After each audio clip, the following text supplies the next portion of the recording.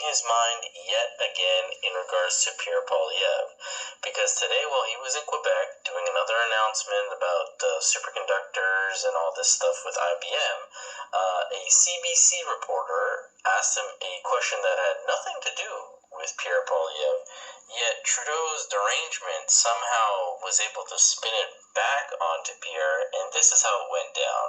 Alison Northcott with CBC. There's a video being shared online where you can see an OPP officer telling protesters, one wearing an F. Trudeau hat, which gate you entered at the Alliston event yesterday. Do you consider this a breach of duty, and is it being investigated? As you well know, I won't comment on operational or security matters, but I am sure that the appropriate folks are looking into whatever reports these are.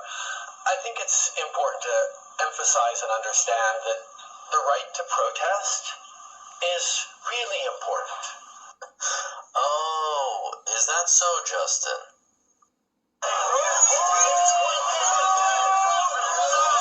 This video showing the moment police with Toronto's mounted unit moved through the crowds Friday near the Chateau Laurier, an attempt to separate protesters from a line of officers slowly advancing.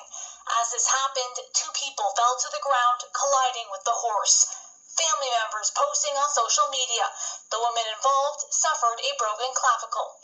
In a democracy, your freedom to disagree with the government is something we perhaps take for granted here in Canada. Born hogs, Canadian flags, and frustration at the federal government. Anywhere from 100 to 150 people are here mad about the federal carbon tax increasing on April 1st. Met by almost as many RCMP members, including the tactical support team, keeping an eye on protesters. But that they cannot take for granted in far too many places around the world.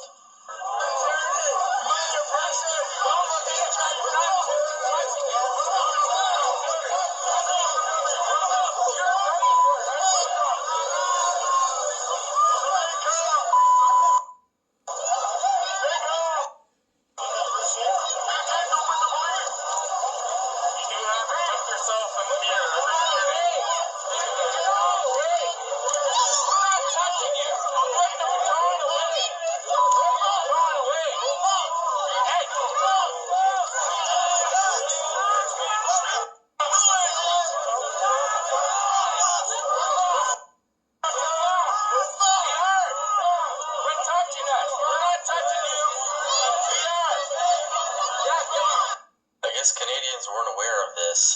Maybe you gotta be a Palestinian protester to get those sort of luxuries. But I digress. As we continue to watch this clip here, you're gonna see Mr.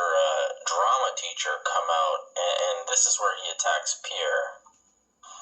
The ability to throw out insults at the person of the Prime Minister is something that is protected here in Canada and is really important for people to be able to express themselves. That's really key. At the same time, however, politicians need to be very, very careful that they don't feed into divisions amongst Canadians, polarizations, or conspiracy theories. And I've been thinking about this in regards to Pierre Poilievre. Anyone who wants to be Prime Minister of this country needs to be clear with Canadians about whose votes he wants and who he stands with. Well, we definitely know who you and majority of your Liberal Party stand with, because we don't think you've denounced this guy since he said this. What we are very proud of now is the young generation, like Prime Minister Trudeau, President of Argentina, and so on, so that we penetrate the cabinets.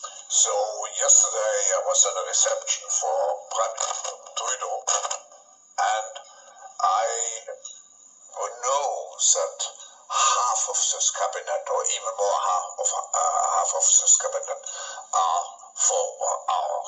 actually young noble leaders of the world in Korean form. Yeah, I think it's pretty safe to say we've never heard you denounce this guy's endorsement.